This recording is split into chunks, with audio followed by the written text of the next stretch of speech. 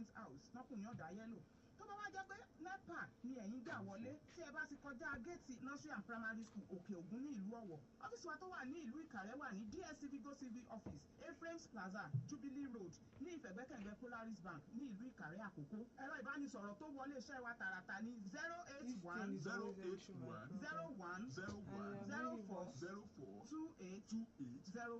ìwọ̀nba ìgbà péréte ni àǹfààní wà fún o àǹfààní ò ní pẹ́ rárá tí ó fi kásẹ̀ ńlẹ̀. káǹfààní yìí ó tó tán ẹ̀yin náà ẹ bá wọn jẹ́ ń bẹ̀ á máa pàdé lẹ́ẹ̀mí ire o.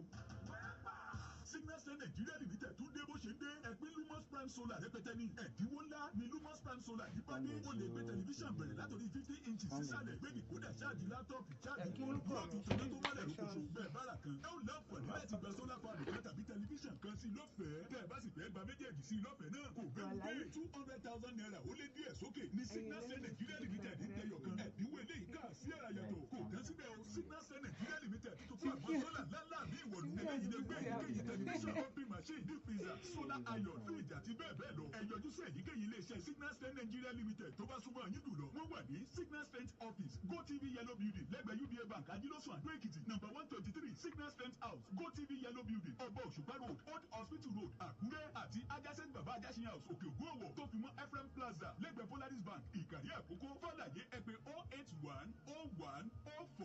08101042804 ra Lumos Prime Solar kó o gba tẹlifíṣàn kan tàbí fáànù kan sí lọ́fẹ̀ẹ́ àdéhùn àti ọ̀rọ̀ àjọsọ ń bẹ̀rù. Your number one urban radio, High Power 102.7 FM, the pride of the people.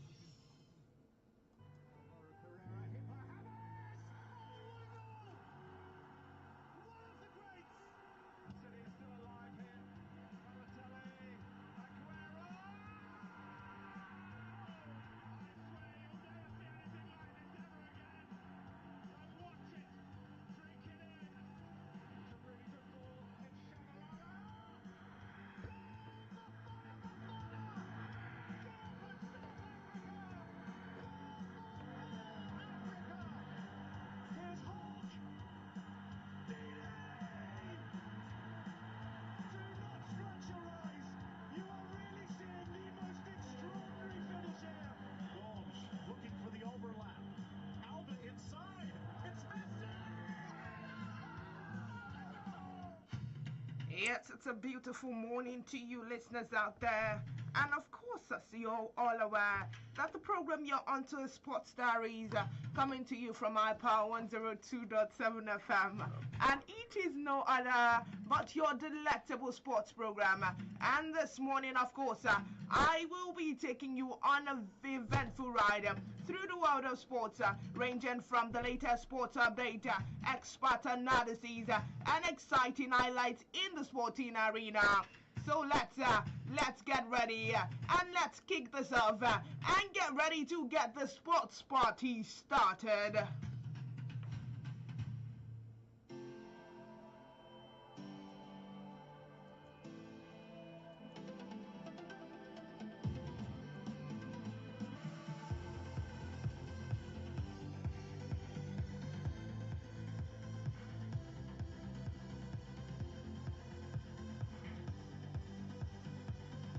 Yes, as we all know, beginning from this one, we've got Inioluwa played 2 United match over the weekend from African and Nigerian champions Inioluwa Football Club of Aba. Yesterday defeated Play 2 United FC of Jos by 2-0 in match 30 of the Nigerian Premier Football League MPFL. 2 second half goals scored by Paul Ode and Ufere Chinedu in the 55th minute, 63rd second minutes, 55th and 63rd minutes, secured the maximum 3 points for Yimba. The match was played in a fan-filled atmosphere inside the Aba Stadium as a large crowd of supporters attended following the open gate policy declared by the Yimba management for the game. The first 45 minutes of the MPFL match ended 0-0. As the two teams failed to score from their created opportunities, despite the red card shown to Play 2 United goalkeeper in the 21st minute for handling the ball outside the 18-yard box. The match remained goalless through the first half, but strikes from Paul Ode and Ufere Chinedu in the second half turned the match in Eyimba's favour to the delight of the home fans. With Sunday's victory, Eyimba now has 36 points from 30 matches, having won 9, drawn 9 and lost 12. The club has climbed out of the relegation zone and is now occupying 15th position on the MPFL table.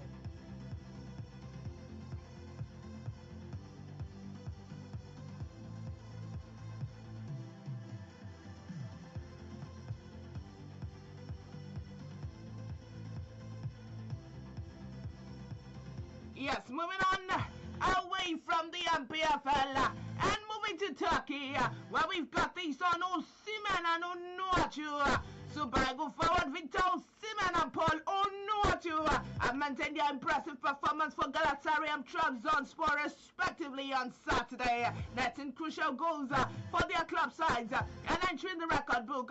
Osimhen scored in Galatasaray 3-0 triumph over Istanbul Başakşehir during the round of 26 of the Super League. His goal, which was the second for Galatasaray in the match, represented Osimhen's 12th goal of the league season. Osimhen found in the net in the 66th minute, connecting with perfectly placed cross from Yunus Akgün, deep within the penalty area. With a composed first touch, the Nigerian striker guided the ball into the top right corner, thereby doubling Galatasaray's lead after Wilfred single and opened the scoring with a goal from now long free kick in the 57th minute. The striker in the second half not only secured the team lead but also inscribed Osimhen's name in and into the annals of the club's history. Osimhen has extended his impressive streak after scoring or assisted in 9 consecutive Super League matches. During the stretch, he has found the back of the net 9 times and provided 4 assists, showcasing a consistent ability to impact Galatasaray's offensive play.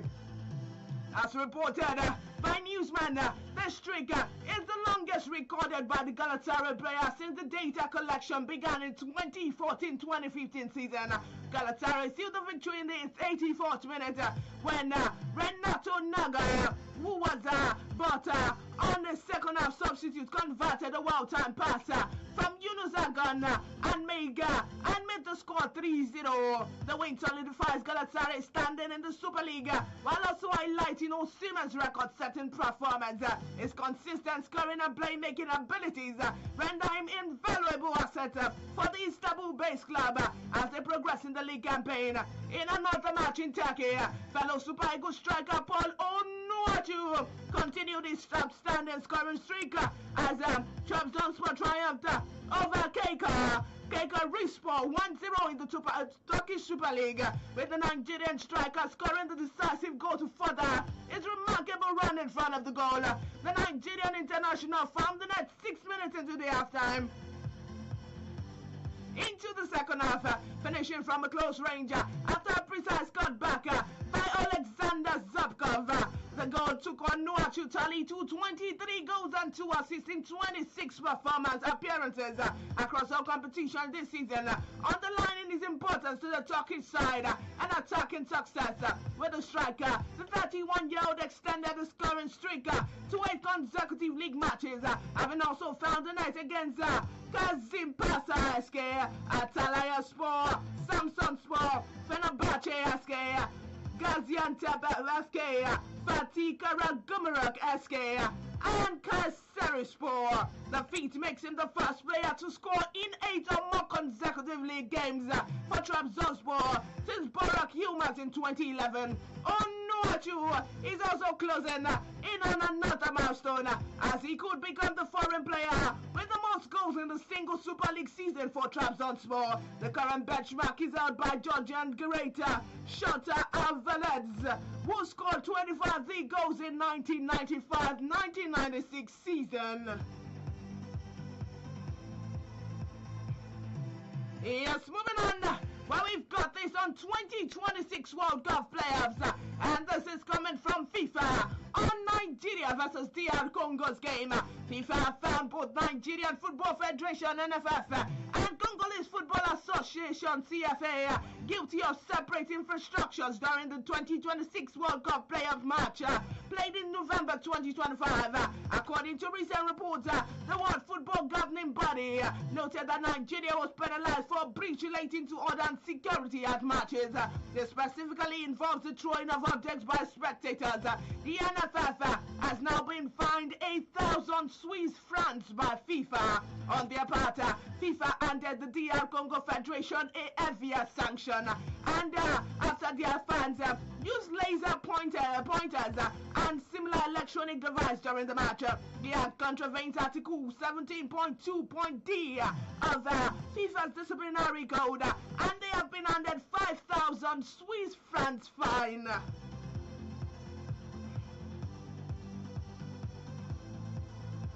Yes, moving on to the EPL, where we've got this coming from no other person but Max Doman, and this is on the match between Arsenal and Everton that were played over the weekend.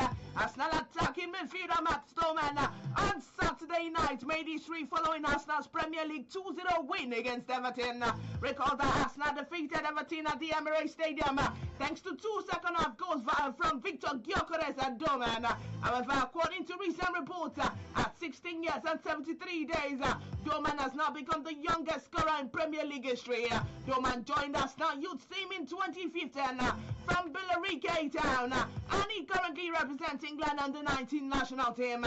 Arsenal's next match is against Bayer Leverkusen in the Champions League on Tuesday, and Doman will hope to get some minutes from the Gunners against Bundesliga side. Recall that both teams drew 1-1 in the Champions League round of 16 first leg tie last week in Germany, and Doman was an unused substitute.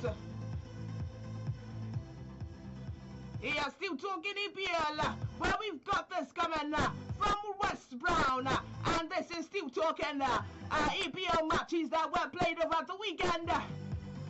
From a Manchester United defender, West Brown has criticised striker Benjamin Sesko after the Red Devils defeated Aston Villa 3-1 in the Premier League on Sunday.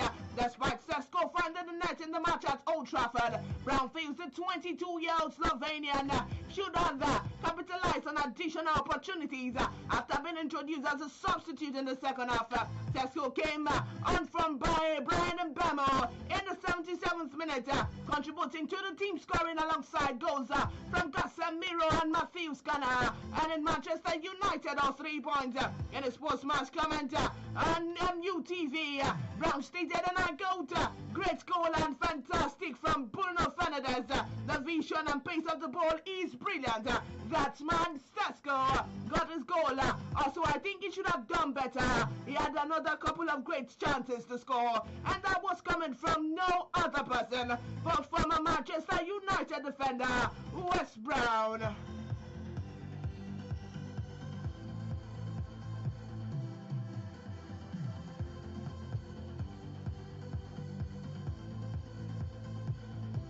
Yeah, still talking EPL, where we've got this coming from former Manchester United captain Gary Neville, as he has revealed that Manuel Ugarte will leave the club with Casemiro this summer transfer window.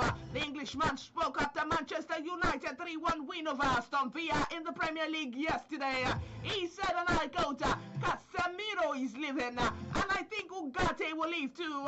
So Manchester United need 2 really good central midfielders this summer transfer window, probably one that is more positional, like Michael Carrick's type, and one that is more of a destroyer." Manchester United signed Ugarte from Paris Saint-Germain in 2024, and the midfielder struggled to make his mark at the Premier League club.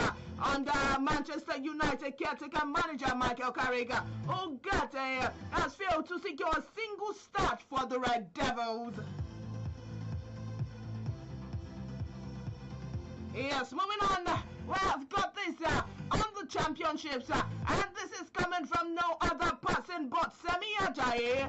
Semi Ajayi has said he is delighted to return to action for OCT after his latest injury setback. Ajayi sustained an hamstring injury at the 2025 African Cup of Nations, which sidelined him for around 2 months. The Nigerian international also missed around 3 months of action earlier in the campaign due to the same problem. The 32-year-old has featured in 3 games for OCT this month since recovering from injury. The latest was last Saturday's defeat against the former club West Bromwich Albion. Ajayi claimed that he is getting back to his best and he's ready to help our City push for Sky Bet Championship playoff together. He said, and I coach, I am feeling very good. It was my second 90 minutes, so I am getting back into full swing of things and looking forward to pushing for the rest of the season. The centre-back joined the Tigers on free transfer last summer. Yes, moving on.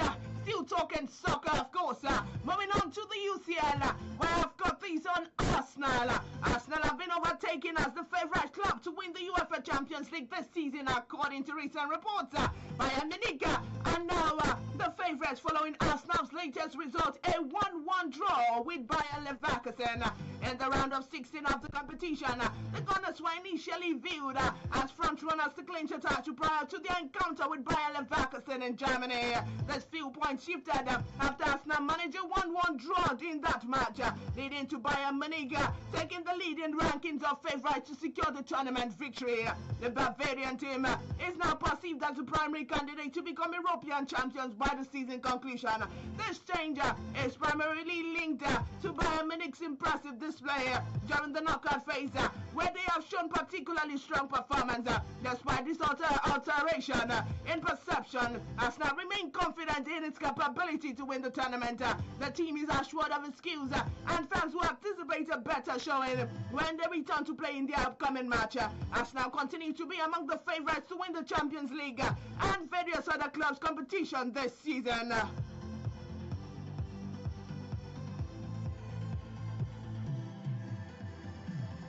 Yes, moving back to the UPL, where I've got this one coming from Ola Aina, as he has won his first ever Premier League Player of the Match award following Nottingham Forest's barren draw against Fulham on Sunday. Aina put an impressive display in the encounter played at the City ground. The fullback finished the game with the most tackles, 4, and most duels, 1 4. Aina also recorded 10 clearances, 5 headed clearances, 3 recoveries, and 1 interception. The Nigerian international came close to scoring the game-winning goal in the second half, but his superb shot from inside the box crashed against the woodwork.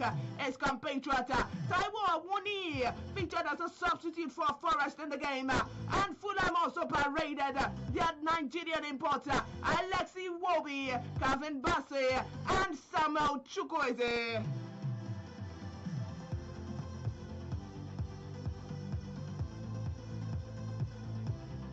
Yes, moving on, where we've got this on Nigeria, and this is coming from no other person, no other team but Jordan.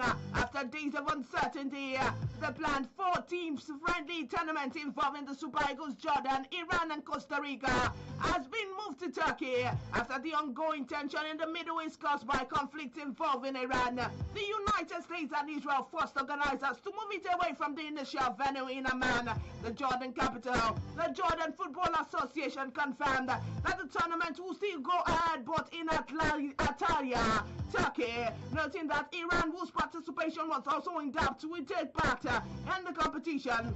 The statement reads via the FA website, and I quote, the Jordan Football Association has decided to move the matches of the 4-team international friendly tournament scheduled for March 2026 to be held in the Turkish city of Antalya due to current situations in the region and the limited movement of people. The 4-team tournament will be held with the participation of the Jordanian national team along with Iran, Nigeria and Costa Rica as part of the preparation for participation in the 2026 FIFA World Cup.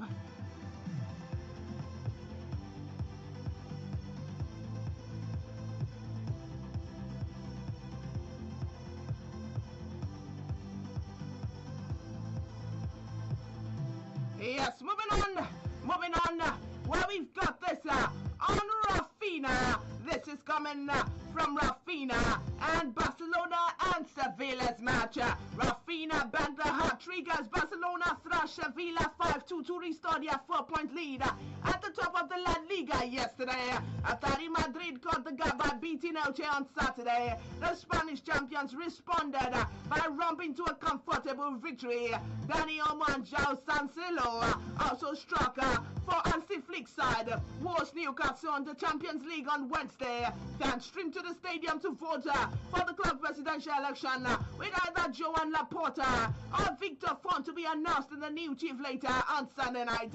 After the 1-1 draw in Newcastle in the last 16 first leg, Flick left Lamine Yamal on the bench and handed youngster Javi expert his first start at right back. Barcelona were handed 2 penalties by a sorry Sevilla side to get off to the perfect start and the partially rebuilt Camp Nou, which finally received clearance to open the North Stand. Around 56,000 fans attended and they were able to watch a fairly straightforward route of the Andalusians, 14th.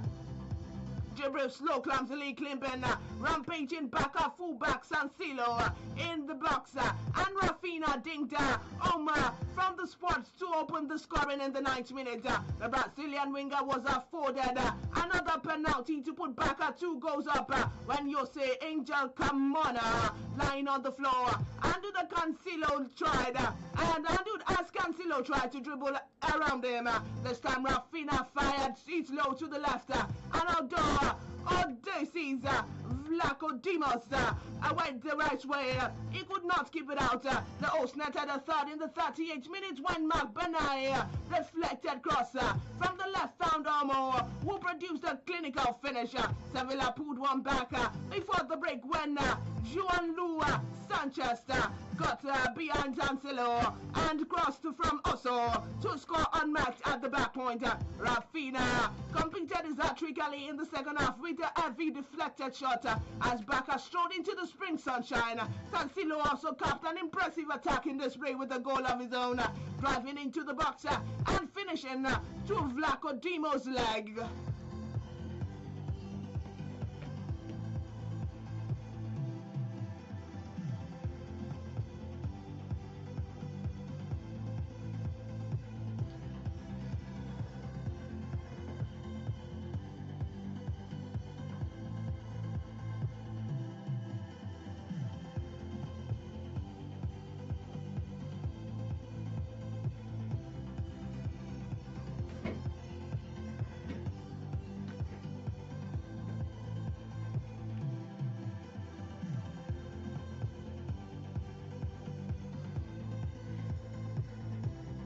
Yes, now moving on to the result for fixtures that were played over the weekend.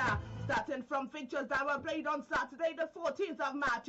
I'm talking English Premier League, where Burnley versus AFC Bournemouth went on with 0-0, of course. And the match between Sunderland and Brighton Hove Albion, where Brighton Hove Albion beat Sunderland to a stunning victory of 1-0. The match between Arsenal and Everton, where Arsenal beat Everton to a stunning victory of 2-0. The next match, the next fixture that was played on Saturday, that is the 14th of March, was the one between Chelsea and Newcastle, where Newcastle beat Chelsea to a victory of 1-0, and West Ham and Manchester United went on with a draw of 1-1.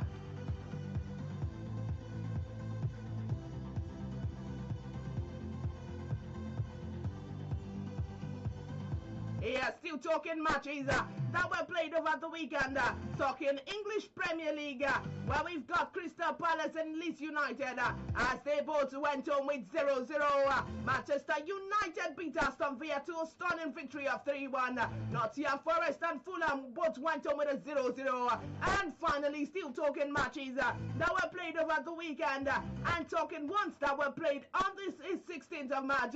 On the 15th of March, that is yesterday, and Liverpool and Tottenham Hotspur, they both went on with a draw of 1-1.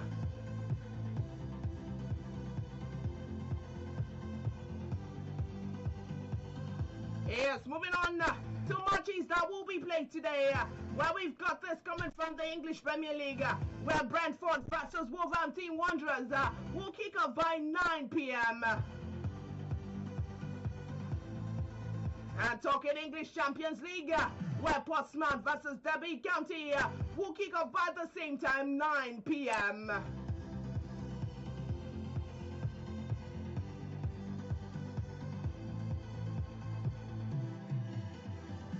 Yes, and with that, we've come to a wrap on today's edition of Sports Diaries.